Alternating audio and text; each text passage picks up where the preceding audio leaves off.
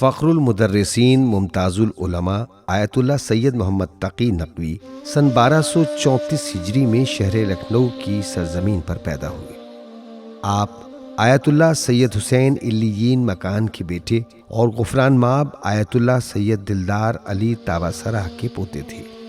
آیت اللہ محمد تقی خاندان اجتہاد کے چشم و چراغ تھے۔ بہت ذہین، ذکی، فقیہ، اصولی اور بہت زیادہ اوصاف حمیدہ کے مالک تھے۔ جب موصوف کے والد کی رحلت ہوئی تو آپ ہی ان کے جانشین قرار پائے۔ اودھ کے بادشاہ امجد علی نے ممتاز العلماء کے خطاب سے نوازا۔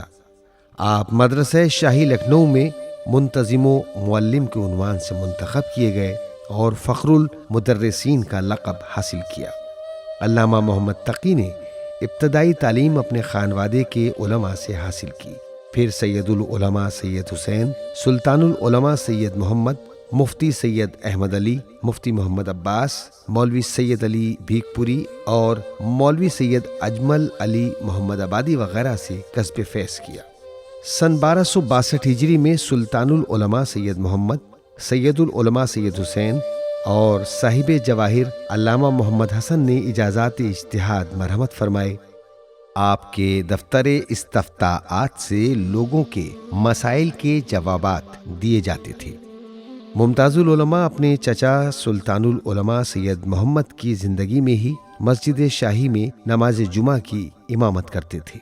موصوف کی تعریف میں متعدد مورخین ثناخواں نظر آتے ہیں۔ تذکرۃ العلماء میں ہے کہ آپ کمسنی کے باوجود اپنے معاصرین کے درمیان افضل و اکمل تھے۔ فقہ و اصول کے اعتبار سے علماء عراق کے مساوی تھے، علمی اعتبار سے عالم، تقوی کے اعتبار سے اتقیٰ تھے۔ آپ بچپن کے عالم میں بھی لہب و لعب سے دور تھے۔ علامہ پابندی وقت کے معاملات میں بہت شدید تھے۔ آپ نے مسجد اور امام باڑے کی تعمیر کرائی اور عاشقان علوم کے لیے کتاب خانہ بھی بنایا جو وقف و اولاد ہے۔ یہ کتاب خانہ اپنی مثال آپ ہے۔ آپ کی عظمت اور جلالت کا یہ عالم تھا کہ آپ عدالت سے مستثنیٰ تھے، یعنی اگر کوئی مسئلہ درپیش ہوتا تو آپ کو عدالت میں جانے کی ضرورت پیش نہیں آتی تھی، بلکہ دربار میں ہی آپ کے لیے خصوصی کرسی رہتی تھی۔ آپ اہل علم اور طلاب کا خیال رکھتے تھے۔ موصوف نے چند گھر تیار کیے اور وہ طلاب دینی کے لیے وقف کر دیے۔ ممتاز العلماء چوک میں تحسین علی خاں کی مسجد میں نماز جماعت پڑھاتے تھے۔ مسجد کا حجرہ اور دیگر جائیداد جو مسجد سے متعلق تھی، سب کے متولی آپ ہی تھے۔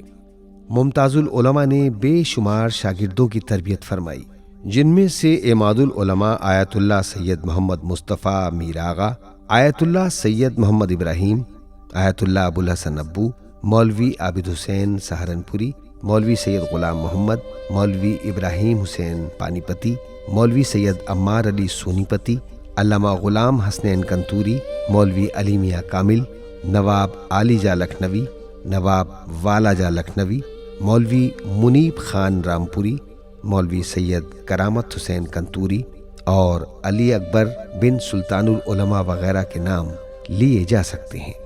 آپ کے بہت سے شاگرد درجہ اجتہاد پر فائز ہوئے اور ہندوستان کی سرزمین پر تبلیغ دین میں مصروف رہے۔ آپ کے اجتہاد کا عالم یہ تھا کہ سن 1873 عیسوی کی بات ہے، ایک شخص ایران سے ہندوستان آیا جس کا دعویٰ تھا کہ میں شمس العلماء ہوں۔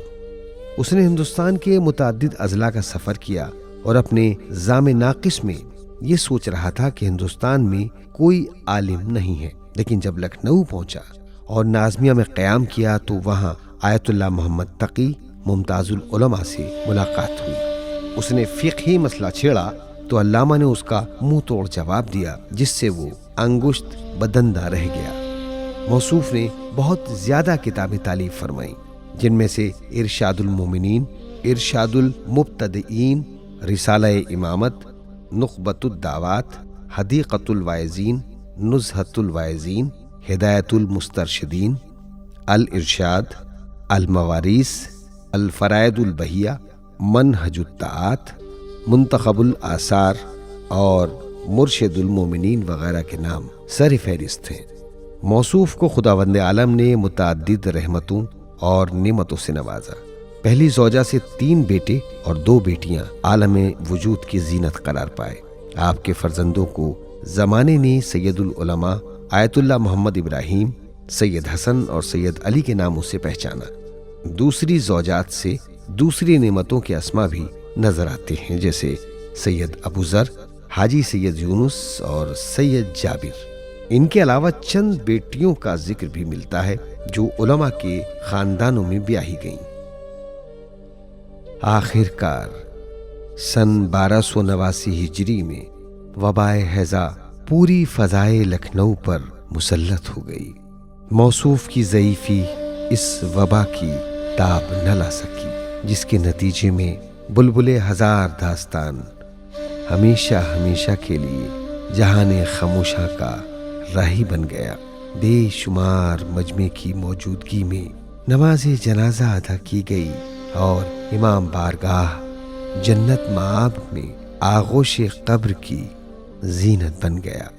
علامہ نے اپنی رحلت کے بعد جنت مآب جیسا گراں قدر خطاب پایا۔ بڑے بڑے علماء و شعراء نے آپ کی تاریخ وفات نظم کی، جو ان کی جانب سے موصوف کی عظیم شخصیت کی فراق میں بے تابی کا شاہکار ہے۔